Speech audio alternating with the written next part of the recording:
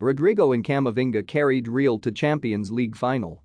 It was about 2014 when Real Madrid decided they wanted to stop being the club that just bought Ballon d'Or winners for €150 million and start being the team that signed talented teenagers for less than a third of the price.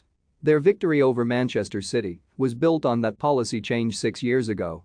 If not for Vinicius's incredible goal in the first leg, a second-leg comeback might have been beyond even them. And if not for Rodrygo and Eduardo Camavinga on Wednesday night, they would not be in the Paris final.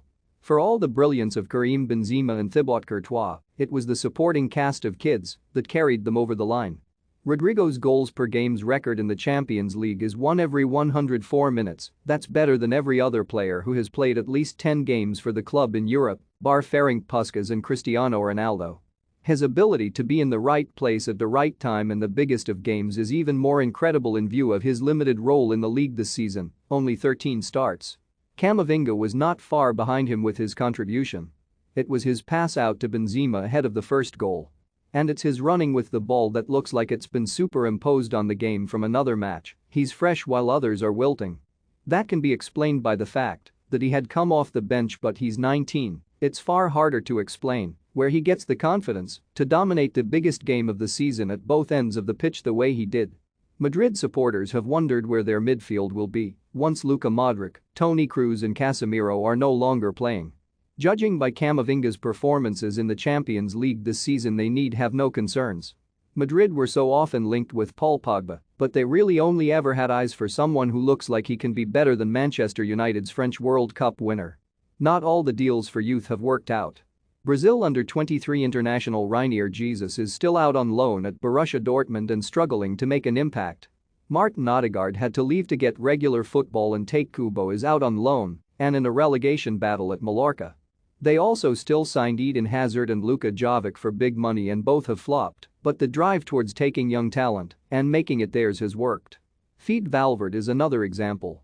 He came through at Peñarol in Uruguay after having stood out in the country's legendary baby football starter matches from 6 years of age. He was spotted by Real Madrid's top South American scout Juni Calafat when he was 19, and he was persuaded to move to a Spanish-speaking country as opposed to England, where Arsenal and Chelsea were among the clubs rumored to be promising him a fast-track route to the first team. Calafat is also the man behind the signings of both Rodrygo and Vinicius. It was in 2016 when he was urging Madrid to pay €5 million for Valverde, and the club trusted him enough to listen and take his advice. He was by now the club's chief scout internationally, and with a gift, not just for spotting players, but for persuading them to join too. Barcelona wanted Rodrygo, but they had no chance once Madrid had stepped in to sign him for an estimated €60 million. Vinicius arrived for a similar fee from Flamengo. This was big money for kids, and Rodrygo had only played 11 games for Santos, albeit scoring 10 goals, but Madrid did not want to miss out on the pair as they had missed out on Neymar. Now the two Brazilians look like eclipsing Neymar, just as Camavinga has the potential to be better than Pogba.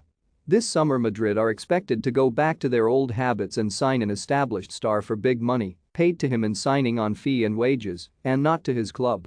The question being asked on Wednesday night was, will Kylian Mbappé get in the side?